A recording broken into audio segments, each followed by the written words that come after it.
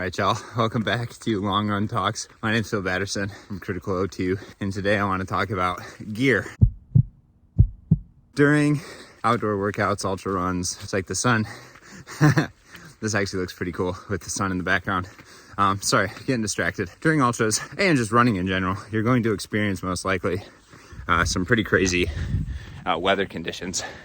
And by that I mean, if you're actually training for something and you don't have a treadmill, you know, you'll have rain, sunshine, snow, cold, warm. And I think it's really important to A, train for that sort of stuff, but also wear clothing for that kind of stuff as well. And have gear to support whatever exercises and activities you're doing. Whew, that's a steep one. Camera doesn't do it justice. For me, I have always had the philosophy of I would rather be warm than cold. The reason for that is I've had days out on the trails where I forget good socks, I forget gloves, I forget, a face mask or something, and it is absolutely brutal. Feels like your nose is gonna fall off the entire time. So that's my philosophy in terms of what sort of gear to wear. I always wear more than I think I'll probably need because you can just shed those layers, and then it is a training run, so you might not be as fast as you initially were expecting, but you'll be carrying a little bit more weight, so it's acceptable. Today, it's like 37 degrees. You can see it's pretty sunny in Oregon. When it's clear, definitely it feels a little bit more crisp and cooler than when there's a lot of overcast. So I kind of knew that I had the potential of being cold today. I wore an Under Armour thermal gear. I wore a hoodie, and then I wore a rain jacket.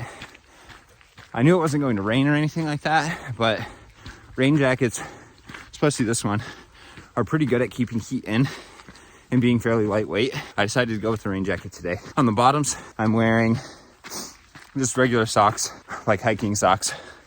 Then I have a layer of compression tights. They're like the warm weather running tights sort of gear. Then I have a pair of sweatpants over that. I was really debating whether or not I just wanted to wear tights or the tights in the pants.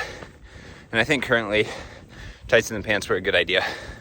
Again, it's all up to preference, but for me, I'd rather be warm than cold. And then finally, my favorite piece of clothing, well, of course, like a hat. Keep that heat in. You can take it off, really good way of modulating your heat. One of my biggest cheap discoveries in a long time were these leather super soft work gloves. I wear them pretty much for everything, and what's really nice about them is that they absorb sweat really well. I have super sweaty hands, so they absorb sweat well, and they keep my hands generally pretty warm. Earlier I was making a video and I got done, had taken my gloves off and my hands were freezing. Put my hands back in the gloves, 5 minutes later, nice and toasty.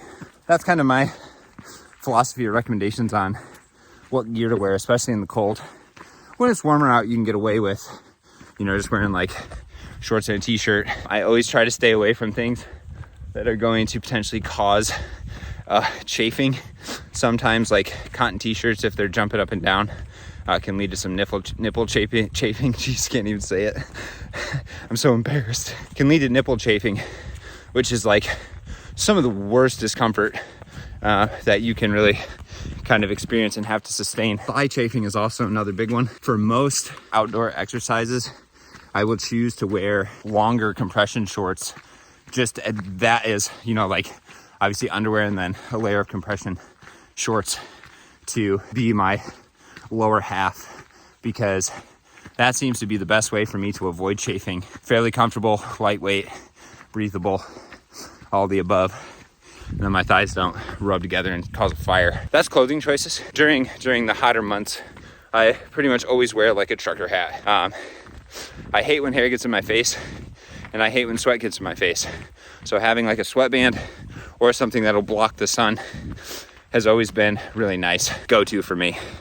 All right, let's get to hydration packs. Key element of your gear is your hydration pack. Holy mackerel.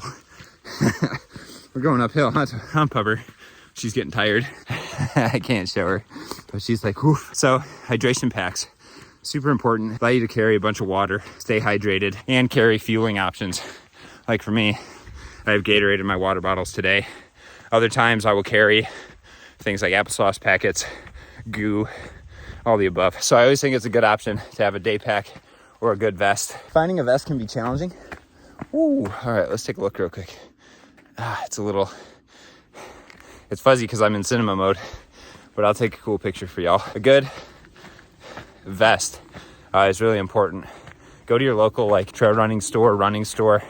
They should have a bunch of them, and try on different ones. Different ones will fit you differently. So biggest recommendation is just find one that is comfortable for you. That's gonna be the most important thing. To go along with that, some squishy water bottles that are small can also be good. And then that's actually pretty much everything. You could get like a little running belt or something like that. I haven't really gotten into them. Don't find them necessary because there's a bunch of pockets on my tights and whatnot. Yeah, that's kind of my approach to gear. Try to stay minimal. Do like trekking poles. Finding a good set of trekking poles as well could be really helpful for going up these giant hills.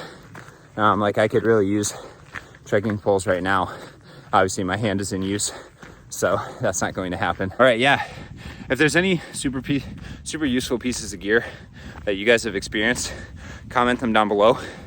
I'll be more than happy to try them out, maybe give them a review. But other than that, we'll catch you in the next one.